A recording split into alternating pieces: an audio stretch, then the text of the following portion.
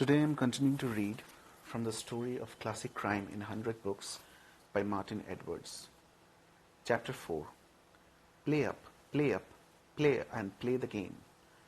Arthur Conan Doyle, a sturdy patriot, surely endures the sentiments of Sir Henry Newbolt's once famous poem Vitae Lambda. Despite this and his love of cricket and other sports, he did not really play the game with the Sherlock Holmes stories. In terms of presenting them as a contrast between author and reader, in making his deductions, the great consulting detective usually benefited from information withheld from the reader. The game-playing aspects of detective fiction came into prominence only after the First World War as a symptom of people's reaction to carnage and bereavement. There was a hunger for escapism, and readers relished having the chance to solve a puzzle set in a detective story.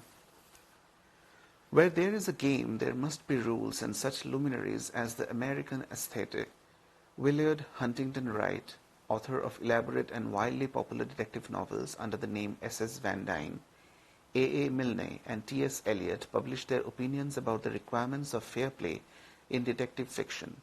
Towards the end of the 20s, Monsieur Ronald Knox came up with the Detective Decalogue, a list of rules which commentators have sometimes taken much more seriously than he did. The criminal must be someone mentioned in the early part of the story, but must not be anyone whose thoughts the reader has been allowed to follow, was an example of a rule that did make artistic sense, while no Chinaman must figure in the story, was merely a light-hearted rebuke to thriller writers whose yarns made fanciful and sometimes xenophobic use of sinister oriental boogeymen. Highly questionable principles included Knox's insistence that the detective must not himself commit the crime, a commandment flouted to brilliant effect before, during, and after the Golden Age. The importance of playing fair was echoed in the rules and constitution of the Detection Club, of which Knox was a founder member, and in the club's jockey initiation ritual for newer members. Philip MacDonald emphasized his commitment to fair play in a preface to one of the best Catherine novels, Persons Unknown, 1931, revised as The Maze a year later. In this book I have striven to be absolutely fair to the reader. There is nothing at all, for the detective that the reader has not had. More, the reader has had his information in exactly the same form as the detective. That is, the verbatim report of evidence. Occasionally, writers such as J. Conington would be so lavish with the clues that the person guilty of an ingenious crime became evident a little too soon. But that was a better fault than the tendency of some writers to conceal vital information from the reader. Vernon Lauder, at his best an entertaining puzzle maker, sometimes sinned in this way.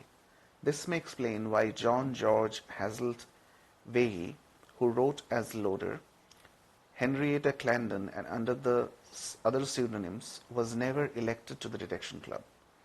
In its simplest form, the detective puzzle was a parlor game which had little or nothing to do with literature. F. Tennyson Jesse, a criminologist, novelist of distinction, and author of interesting detective stories in the traditional mold, also edited the British edition of the Baffle Book, 1930, the first of three collections of mystery puzzles put together by the Americans Lassiter Wren and Randall McKay, diagrams, maps, plans of scenes and crime, and tantalizing fragments of torn letters garnished dozens of detective stories. More unusual gimmicks included photographs and artist sketches. Codes and ciphers were popular, although sometimes the explanation about how to interpret them proved lengthy and tedious. The documents in the case by Dorothy L. Sayers and Robert Eustace experimented with narrative structure, and so did the much more obscure Documentary Evidence, 1936, a thriller by Robertson Halkett, a pseudonym for E. R. Funchen. In both books, the story is told through letters, newspaper clippings, and other documentation.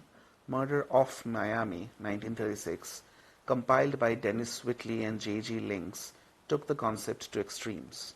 This was the first of 4 murder dossiers containing physical evidence, clues in the form of hair samples matches and illustrations as well as telegrams, facsimile police reports and so on.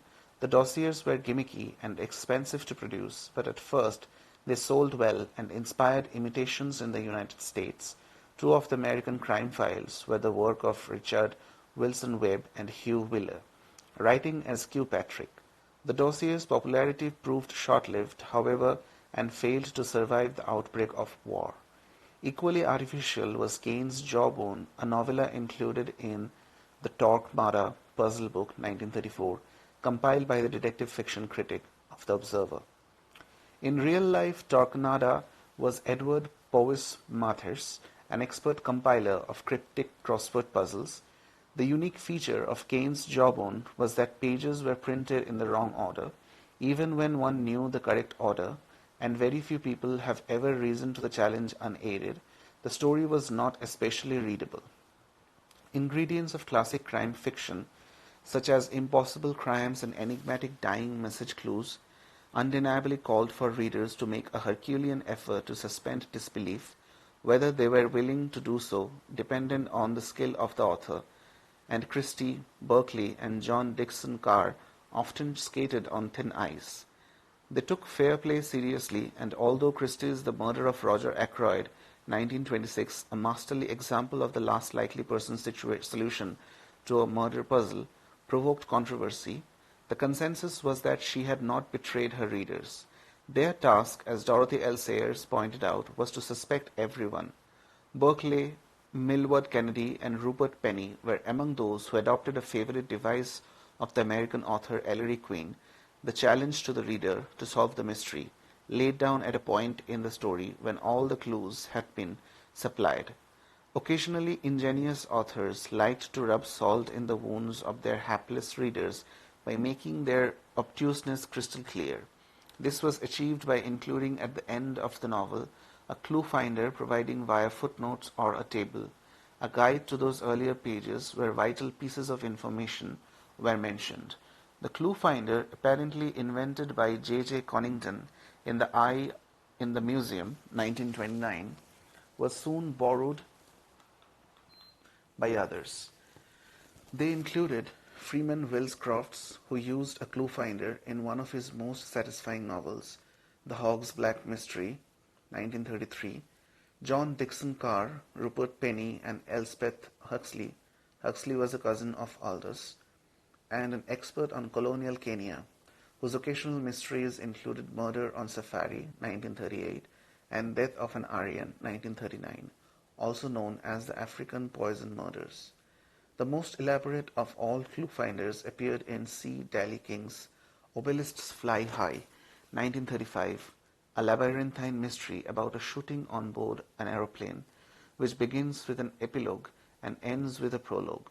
Even Julian Simmons, a stern critic of the more artificial products of the Golden Age, could not help but admire the outrageous originality of King's novel, which he ranked alongside the detective story to end detective stories. Cameron McCabe's The Face on the Cutting Room Floor, 1937. McCabe's protagonist Muller says, in the course of a lengthy epilogue debating the nature of detective fiction, the possibilities for alternative endings to any detective story are infinite. This echoing of Berkeley, one of several newlist novelists and critics whose views are discussed, was entirely deliberate. A very different kind of gimmick made Stella Towers' Dumb Vengeance, 1933, memorable. The country house setting is conventional enough, but the narrator, Miss Jenkins, is soon revealed to be a dog. The concept would have been better suited to a short story than a novel, but the quality of writing compensates for the slenderness of the plot, and the book is the literary ancestor of those perhaps surprisingly popular crime novels featuring sleuthing animals and, in particular, cats. The best writers, having mastered the rules, became adept at breaking them, and Agatha Christie and Anthony Berkeley led the way in doing just that. As the 30s drew to an end, it seemed that the detective novel in the form of a game was becoming played out. The Second World War and its aftermath wrought lasting changes to the genre, as had the previous global conflict, Detective novels continued to be written and enjoyed, however, and the new exponents of the puzzle mystery kept coming on to the scene. Crime writing evolves over time, but game playing remains a feature of the genre. This is so despite the fact that the era of challenges to the reader and clue finders is long gone. It is worth noting the words of two major crime writers who emerged shortly after the Second World War, and whose work is widely regarded, quite reasonably, and having made a break with the past. Patricia Highsmith, a distinguished novelist with little interest in or aptitude for writing whodunits, declared in Plotting and Writing Suspense Fiction, 1966, "Writing fiction is a game, and one must be amused all the time to do it." Julian Simmons, sometimes seen as a scourge of Golden Age detection, acknowledged in The Modern Crime Story, 1980, that he had come to realize how completely my stories were based on the conception that we are all playing games in our lives. It is no coincidence that one of the finest novels resembles the best Golden Age fiction in various respects. The events in the story are influenced by a notorious real-life murder case, the Moors murders. The reader is supplied with the private journal of an unnamed culprit, and there is a clever, least likely person solution. The book's title is The Players and the Game, 1972. The Floating Admiral by Certain Members of the Detection Club, 1931. Founded in 1930, the Detection Club attracted the great and the good of British detective writers. G. K. Chesterton was the club's first president, and E. C. Bentley, A. A. Milne, and A. E. W. Mason and Baroness Oxy were among the founding members. But the club's driving force was a core of a younger, highly energetic and enthusiastic writers with strong commercial instincts and a fondness for game playing.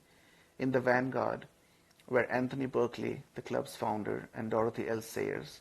From the start, they immersed themselves in collaborative projects, writing two round-robin mysteries together, Behind the Screen, 1930, and The Scoop, 1931, were each the length of a novella, produced by half a dozen writers, broadcast by the BBC and serialized in The Listener. They were eventually published together in a book form in 1983. The popular success of these ventures encouraged club members to become even more ambitious, and they decided to co-author a full-length novel. Sayers began work on an expanded version of The Scoop, but soon it was decided to come up with a brand new storyline. The result was The Floating Admiral. In her introduction, Sayers explained the author's approach. Here the problem was made to approach as closely as possible to a problem of real detection, except in the case of Mr. Chesterton's picturesque prologue, which was written last. Each contributor tackled the mystery presented to him in the preceding chapters without having the slightest idea what solution or solutions the previous authors had in mind. Two rules only were imposed. Each writer must construct his installment with a definite solution in view. That is, he must not introduce new complications merely to make it more difficult. Secondly, each writer was bound to deal faithfully with all the difficulties left for his consideration by his predecessors. Where one writer may have laid down a clue, thinking that it could point only in one obvious direction, succeeding writers have managed to make it point in a direction exactly opposite. And it is here, perhaps, that the game approximates most closely to real life. We judge one another by our outward actions, but in the motive underlying those actions, our judgment may be widely at fault. Preoccupied by our own private interpretations of the matter, we can see only the one possible motive behind the action, so that our solution may be quite coherent, quite plausible, and quite wrong. Chesterton's prologue is set in Hong Kong before, in the first chapter, Corpse Ahoy, written by Canon Victor L. Whitechurch, the action switches to a country river and the discovery in a small boat of the corpse of Admiral Penstone. The story is progressed in lively fashion by a formidable team of literary conspirators, G.D.H. and M. Cole, Henry Wade, Agatha Christie, John Rode, Millward Kennedy, Dorothy L. Sayers, Ronald Knox, Freeman Wills, and Edgar Jepson, Clemens Dame, and Anthony Berkeley. Berkeley's lengthy concluding chapter was called with evident feeling, Clearing Up the Mess. An appendix contained the solutions put forward by the earlier contributors, apart from the authors of the first two chapters. Christie's idea involves transvestism, while Knox, famous for insisting that there should be no Chinaman in a detective story, complains that having 5 characters associated with China is overdoing it. Another appendix presents notes on the mooring of the boat by John Rood. Counsel's opinion on Fitzgerald's will was included. There is also a map of Weymouth and his environs. Any book written in such a fashion is bound to be idiosyncratic, but The Floating Admiral remains an exuberant and enjoyable example of a round-robin detective novel. Members paid tribute to it with a new collaborative mystery, The Sinking Admiral, 2016. The Body in the Silo by Ronald Knox, 1933. No detective novelist was better equipped for game-playing than Ronald Knox, brother of a famous cryptographer, author of a book of acrostics and Sherlockian scholar. He also devised the genre's 10 Commandments, a decalogue for detective writers. Of his 6 crime novels, The Body in the Silo is a country house mystery, complete with a map showing the grounds of Asbury Hall, a timeline of key events, a cipher based on an early form of shorthand, clue finder footnotes, and even a chapter entitled The Rules of the Game. Knox's regular sleuth was Miles Braden, an astute crossword-loving investigator with the indescribable insurance company Most Golden Age detectives, other than stolid policemen like Crofts' Inspector French, seemed to find family ties an encumbrance. Miles's wife Angela, however, frequently played an active part in the capes. The Bradens, happily married in a way that would become deeply unfashionable for fictional detectives of later generations, are invited by their acquaintances of Halifax to join a house party in Hertfordshire. They become involved in an elopement hunt, a variation on the idea of a scavenger hunt or treasure hunt, but the following morning one of their fellow guests is found dead in the host's grain silo. The hunt provides the perfect cover for a killer, as Braden says, when everybody is plotting in fun, you get a good opportunity of plotting on the earnest.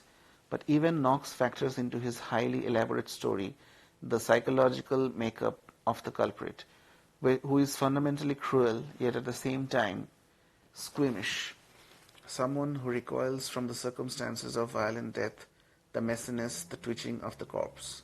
The mystery is so convoluted that the Braden's explanation of what actually happened takes up many pages. It is typical of Knox that the 2 deaths in the story occur as a result of a dark comedy of errors. In the end, likable character unintentionally act as executioner, but Braden reassures him. Nothing could possibly be more just than what has happened this time.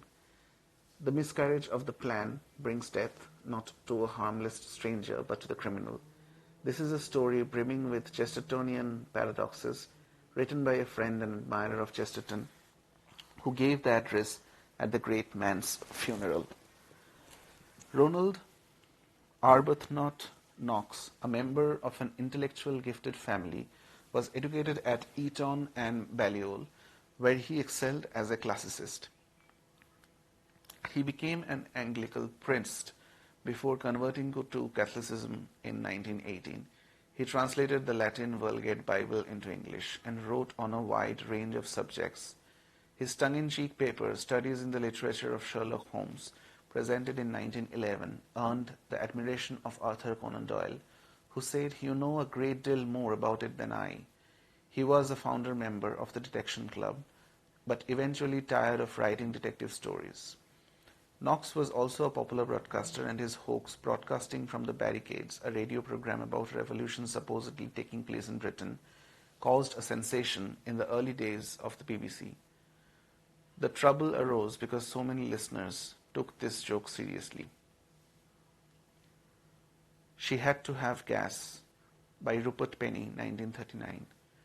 Agatha Topley, a widow who owns a modest boarding house in Crayborn, a watering place in East Anglia, worries about her sole lodger's creditworthiness.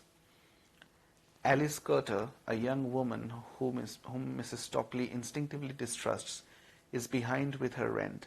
Not long after Alice received a mysterious male visitor called Ellis, Mrs. Topley discovers that Alice has gassed herself. But when the body of the apparent victim disappears, what can possibly be going on?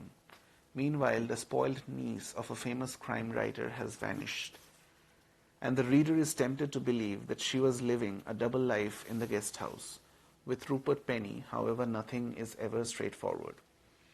Penny's regular sleuth, the affable Inspector Beale, leads the investigation, and as usual his friend, stockbroker and journalist Tony Purdon, is on hand to act as a rather superfluous version of Dr. Watson.